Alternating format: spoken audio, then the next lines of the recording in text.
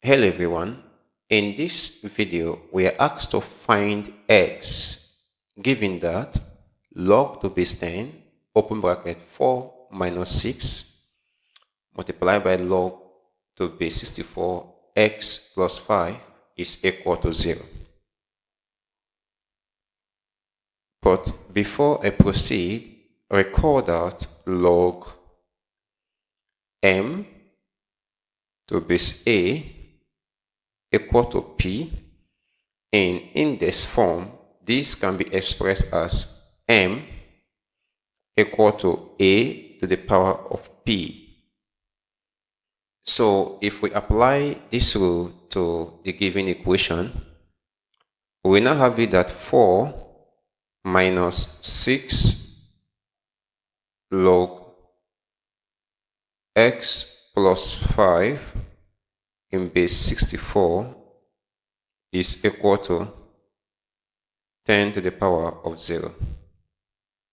And we all know that 10 to the power of 0 is equal to 1. So we have that this is minus 6 multiplied by log x plus 5 in base 64 equal to 10 to the power of 0 is 1. And then when 4 crosses the equality sign, 4 becomes minus 4.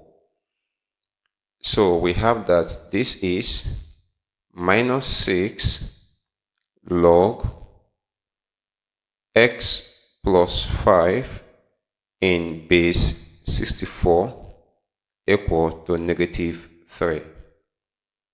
So at this point, the negative signs can cancel out. And if we divide both sides by 6, so 6 can cancel out 6, we'll be left with log x plus 5 in base 64 equal to, at this point, if 3 divides itself, we have 1. 6 divided by 3, we have 2. So we have 1 divided by 2. So at this point, we can apply this first rule again. So we have that